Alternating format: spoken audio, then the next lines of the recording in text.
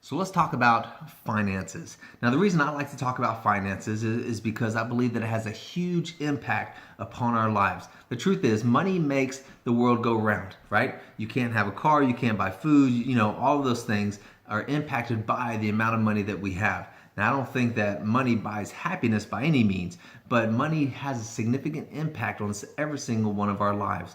Now, at one point, it was said that 50% of all divorce was because of financial struggles within the marriage.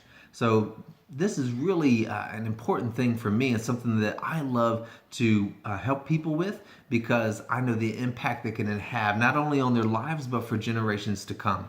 Now, I need to be upfront and tell you that I don't have a degree in this. I'm not an accountant. I'm not a financial advisor. I am someone that's kind of been there, done that. Someone who's really struggled financially.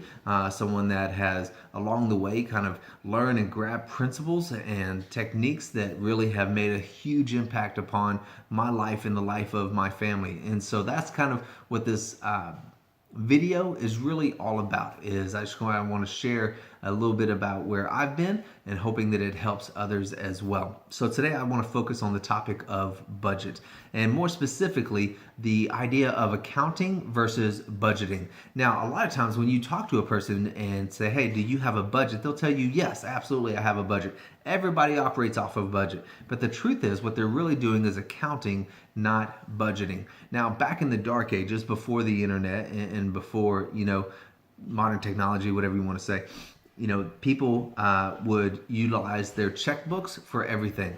Nowadays, you probably haven't written a check in over a month, maybe even this entire year so far. But back in the day, everybody utilized their checkbook on a regular basis. That's how you paid your bills. That's how, you probably bought groceries. You wrote a check in the grocery store. And at least once a week or at the end of the day or monthly, however each individual did it, they would go through and balance their checkbook, right? Where they would take their receipts and figure out how much they had spent out of their account, because the only way to know what was in their account was to balance their checkbook or go all the way back to the bank.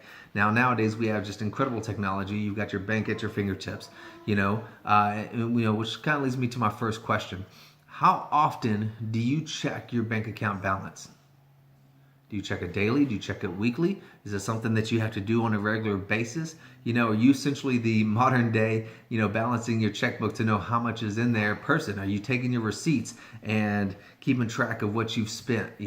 That's kind of where accounting really is. It's wondering and trying to figure out where your money went as opposed to telling your money where to go. Now, someone who has had a big influence on my life financially and how we handle our finances is Dave Ramsey. You can look him up.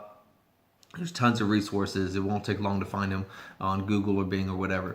But one of the things that Dave Ramsey says is that you need to give every dollar a destination, right? And so what that means is that before you ever spend a dime, whenever you get paid, before you spend any of it, you need to predetermine where it all goes. Now, if you don't predetermine where it's going to go, then the truth is you're going to wonder where it went. If you leave gaps in your budget, in your spending, and predetermining where it's going to go, then it's just going to get spent anywhere. It's not going to be spent where you determine what's going to be best beneficial for you. Now, there is a local Atlanta author and pastor, Andy Stanley. He's got a book called Principle of the Path.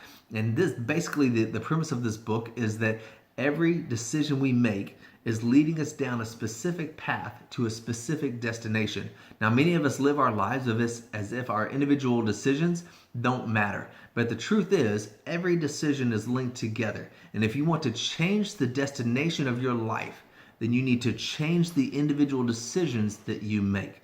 Finances, it's the exact same thing. If you want to change your financial future, you've got big goals.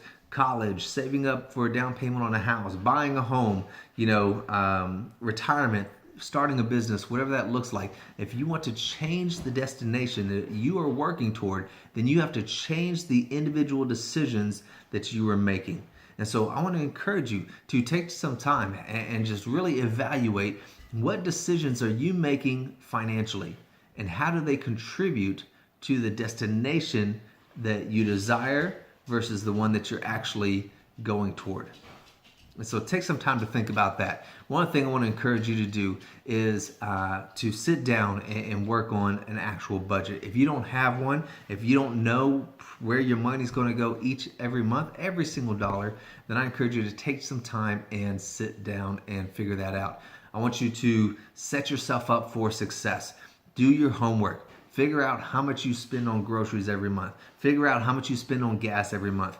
Go and every electric company, every water utility company, every gas company, man, you can go on those accounts and you can look up and determine what you spent over the last year, each and every single month, which will help you then budget for this coming year, for this, the months coming ahead. Something I like to do is I like to put a $25 cushion on those bills so that, sometimes it's hotter this June than it was last June. And so the AC bill goes up a little bit more.